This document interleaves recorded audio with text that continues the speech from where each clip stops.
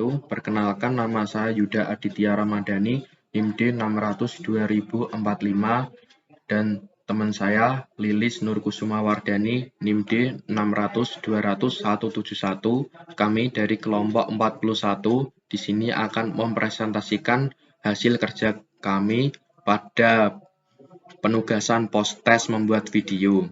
Di sini saya akan menjelaskan modul 1 Python dasar.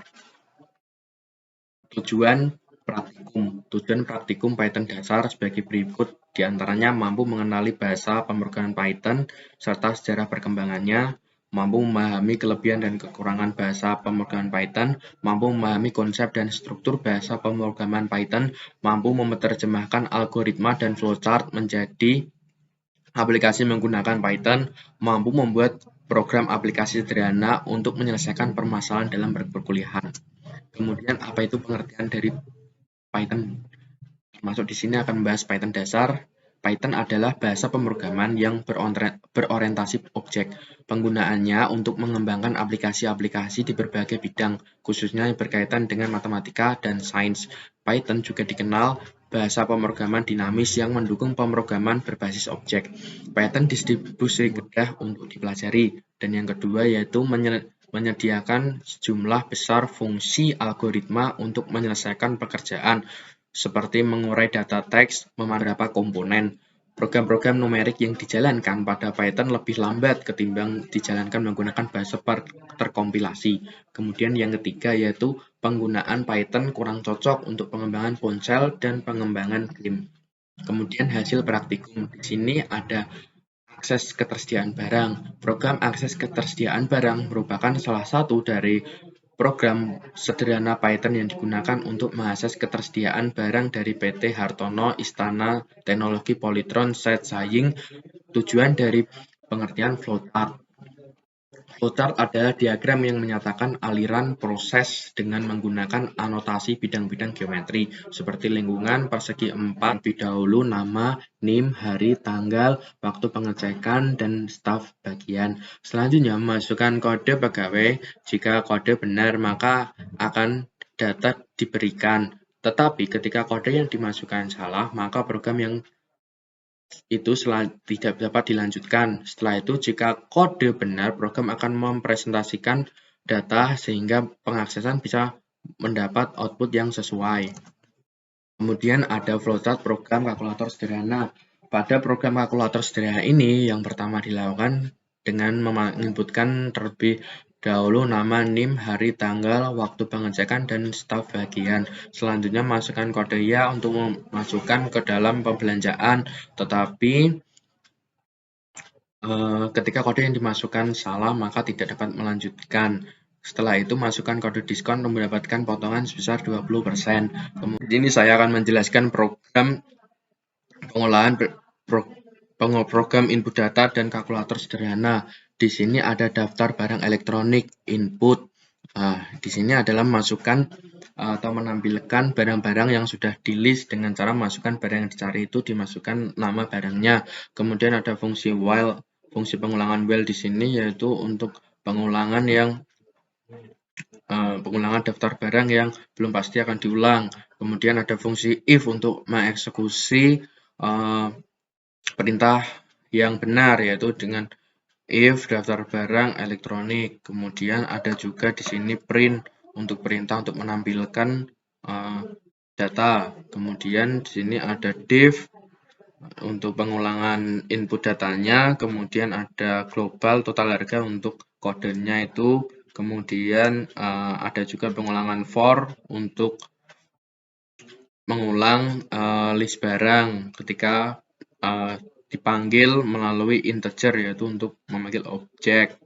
Kemudian ada di sini ada fungsi data yang benar. Kemudian di sini ada juga untuk else ketika data nanti dimasukkan tidak maka program tidak bisa diakses. Kemudian else untuk memperkuat bahwa program itu bisa diakses ketika input datanya itu keliru. Kemudian saya akan lanjutkan untuk penutup kesimpulan. Saat menggunakan perintah, print harus diawali dengan tanda petik 2 untuk membuka dan diakhiri dengan tanda petik 2 juga, seperti perintah supaya perintahnya itu terbaca. Untuk saran, yaitu gambar di video praktikum di YouTube itu sebaiknya lebih diperjelas lagi untuk meminimalisir kesalahan. Untuk yang kedua, saya akan menjelaskan tentang modul 2, yaitu Python dengan UI dengan PySet 2. Tujuan praktikum ini yaitu untuk praktikan agar mampu membuat aplikasi sederhana menggunakan PySet. Praktika mampu menerjemahkan aplikasi dari Python dasar ke bentuk GUI atau Graphical User Interface. Praktikum mampu menerjemahkan algoritma dan flowchart menjadi aplikasi menggunakan GUI dengan PySet 2. Sebelum itu kita harus mengetahui apa sih itu GUI. GUI Graphical User Interface. GUI merupakan salah satu jenis user interface yang digunakan untuk melakukan komunikasi antar manusia dengan perangkat seperti laptop, komputer, ponsel, dan tablet. Kemudian yang kedua adalah pengertian dari PySet 2. PySet adalah library dari Python yang memungkinkan untuk membangun aplikasi GUI dengan memanfaatkan Qt framework desktop untuk mengatur sebuah sistem yang akan kita buat. Untuk menampilkannya ada pada menu bar sendiri di mana terdiri dari dua menu, yaitu file berisikan access dan logout, kemudian akun yang berisikan perhitungan dan tabel. Ketika diklik akan memunculkan bottom, lalu memasukkan program selanjutnya yaitu retail. Ini saya akan menjelaskan script program menu utama. Dalam menu utama ini ada fungsi import. Untuk itu import di situ adalah untuk mengimport sistem data-datanya. Kemudian ada from PySet 2 Qt GUI import, mengimport Qt PySet 2 Qt GUI dan juga mengimport data-data lainnya. Kemudian di sini kita bisa membuat kelas menu. Kemudian di sini ada pengandaian div, init, list. Kemudian ada juga list set. Di sini artinya import system. Kemudian ada import PySet 2.qt GUI import, ini artinya mengimport Qt GUI dari PySet 2 gitu. Di sini saya menjelaskan tentang script program menu utama. Di sini ada import SYS atau sistem, kemudian ada from PySet 2 Qt GUI import, ini artinya mengimport data dari PySet 2 .qt, kemudian yang lain juga, kemudian diteruskan untuk import Qt lainnya. Kemudian di sini ada kelas menu, membuat kelas. Kemudian di sini ada icon ya. Di dalam kelas itu ada pengandaian div untuk pengulangan fungsi. Di sini ada juga icon untuk menambahkan ikon. Nah, di situ ada main menu.png, itu gunanya untuk menambahkan gambarnya dengan format PNG. Kemudian ada pengaturan dari ikonnya sendiri, itu bisa diatur panjang lebarnya. Kemudian ukuran juga diatur di pada list resize, itu ukurannya 600 dan juga 400. Kemudian juga kalkulator 2. Dalam program kalkulator 2, tampilan dapat dilihat terdapat icon dan tulisan income pada bar pojok atas. Kemudian ada tombol minimize, restore down, dan close pada kanan atas. Kemudian terdapat tanggal, jenis produk, harga, jumlah permintaan, pajak, harga barang, pendapatan, kemudian list layout, add rows. Nah, ini gunanya untuk mengatur tata letak pada itu baris untuk tanggal, list, line, dan itu yang lainnya juga sama untuk mengatur tata letak pada data itu. Kemudian dev proses, ini untuk mengolah. Kemudian di sini gambar Python dengan fitur di bawahnya seperti distribution, cost, dan income. Kemudian pada tampilan pojok tabel terdapat data dan akun. Nah, baik, selanjutnya saya Lilis Nurkusumawardani dengan NIM D600-200-171 akan menjelaskan tentang modul 3 dan modul 4 mengenai web statis dan web dinamis dengan Django. Modul 3. Tujuan praktikum dari modul 3 yaitu 1. Mampu memahami sintaks-sintaks yang digunakan pada HTML dan juga CSS. Yang kedua, mampu memahami penggunaan Django. Yang ketiga, mampu membuat tampilan web statis sederhana menggunakan HTML dan CSS melalui Django. Penjelasan dari project. Project web statis ini kita menggunakan Django. Django sendiri adalah web framework yang membantu dalam pembuatan web dengan berbagai fiturnya untuk mencegah para developer menulis kode Python yang sama berulang kali. Sebelumnya, kita bisa membuka command prompt untuk melihat apakah Django sudah terinstall atau belum. Jika belum, maka selanjutnya kita akan menginstal terlebih dahulu Django pada Python. Cara mendrag folder pada Sublime Text. Folder dapat dilanjutkan untuk membuat web statis yang diinginkan. Selanjutnya, penjelasan dari apps-nya. Web program yang dibuat kali ini mengenai produk elektronik asli buatan Indonesia yaitu Polytron, sehingga tampilan pada web ini diberi nama PT Hartono Istana Teknologi, yaitu selaku perusahaan yang memproduksi barang-barang Polytron. Tujuan dari dibuatnya website Polytron yaitu ingin memperkenalkan produk Polytron secara lebih meluas lagi dengan cara yang terkesan lebih praktis dan efisien. Karena masih banyak masyarakat yang beranggapan bahwa lokal itu menghasilkan barang dengan kualitas rendah. Bahkan, banyak yang beranggapan Polytron itu produk luar negeri. Oleh karena itu, dengan adanya web ini, masyarakat lebih teredukasi lagi bahwa barang elektronik buatan lokal itu tidak kalah canggih dengan buatan luar negeri. Selanjutnya, proses pembuatan templates. Sebelumnya kita masuk terlebih dahulu pada templates.py, kemudian pada dirs atau directory, kita isi templates, kemudian kita save. Kemudian membuat folder baru templates pada folder modul 3 bagian luar. Lalu kita ke urls terlebih dahulu, yaitu untuk mengimport file views yang akan dibuat, dan menambahkan path baru yaitu views.home. Setelah itu, membuat file baru views dan menuliskan script yang nantinya Django dapat menampilkan views pada website. Pada views juga akan membuat dev home, sehingga views dapat menjalankan home.html-nya. Karena sudah disetting, selanjutnya membuat file baru yaitu home.html pada folder template. Kita akan membuat sintaks dasar dari HTML. Seperti gambar di samping, merupakan script dari template home HTML. Diawali dengan load static yang digunakan untuk membangun cetakan statik untuk jalur berhubungan yang diberikan setelah dikonfigurasi. Kemudian tag.tab HTML itu digunakan untuk mengatur tipe HTML yang digunakan yaitu HTML5. Kemudian ada head, itu yang digunakan untuk memberikan judul pada website.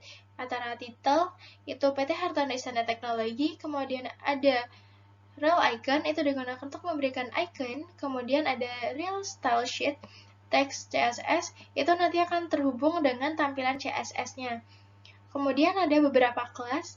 Di sini div class digunakan untuk membuat kelas-kelas baru, yaitu ada kelas menu, konten, dan food, yang nantinya akan digunakan untuk header website, footer website, dan isi dari website tersebut. Setelah HTML, kita masuk ke tampilan CSS. Untuk CSS ini digunakan untuk mengatur tampilan agar lebih terstruktur. Nah, di sini ada head, submenu, sidebar, kemudian ada inter, ada button, ada konten, itu digunakan untuk mengatur kelas yang telah dibentuk. Nah, di sini tuh ada text transforms, kemudian ada color, ada background, kemudian ada display, ada font size, font width, kemudian ada padding, ada border, ada line height, kemudian ada padding bottom, kemudian ada background color. Nah, itu semua digunakan untuk mengatur tampilan pada website, seperti pada background color. Nah, background color di sini tuh digunakan untuk memberikan warna pada background di website, terutama di konten H5. Kemudian ada text align. Text align itu digunakan untuk mengatur posisi teks. Itu bisa di tengah atau di samping atau bisa justify seperti itu. Kemudian ada border, itu merupakan bingkai. Kemudian ada margin, itu untuk mengatur jarak.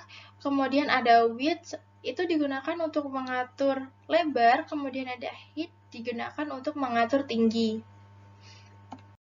Oke, selanjutnya kita masuk ke modul 4, yaitu web dinamis dengan Django. Tujuan dari praktikum modul 4, yaitu mengenal dan mengetahui cara kerja website dinamis, mampu membuat database dan tabel pada MySQL, yang terakhir mampu memanipulasi data di dalam tabel. Berbicara mengenai web dinamis tidak akan jauh-jauh dari database. Database adalah kumpulan file-file yang saling berelasi. Relasi tersebut biasa ditunjukkan dengan kunci dari tiap file yang ada. Satu database menunjukkan satu kumpulan data yang dipakai dalam satu lingkup perusahaan.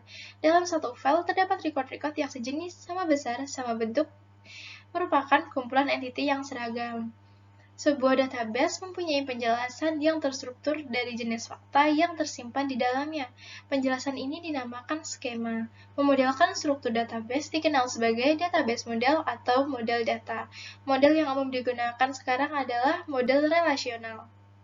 Kemudian, manfaat dari database. Untuk perusahaan tidak akan jauh-jauh dari database karena setiap perusahaan wajib memiliki database untuk membantu kegiatan-kegiatan atau hal yang akan dibutuhkan.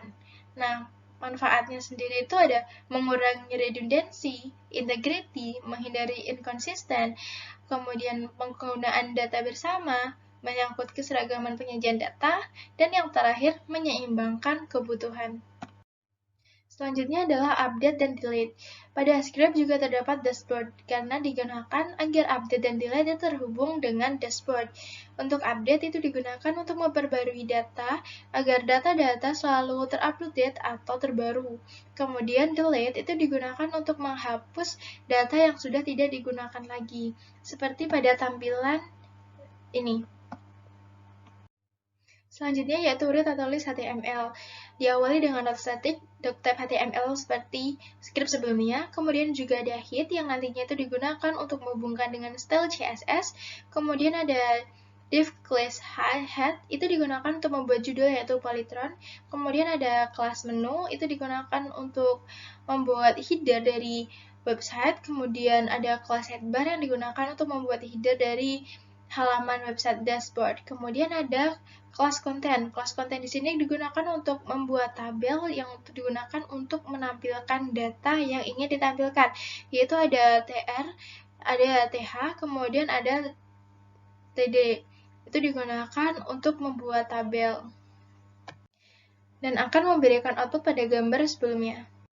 Selanjutnya adalah create HTML yang digunakan untuk menambahkan data produk yang akan menampilkan output dengan tampilan pada gambar di samping. Untuk script berada di gambar di sampingnya. Untuk intinya langsung masuk ke kelas sidebar, yaitu baris kedua yang dashboard data produk.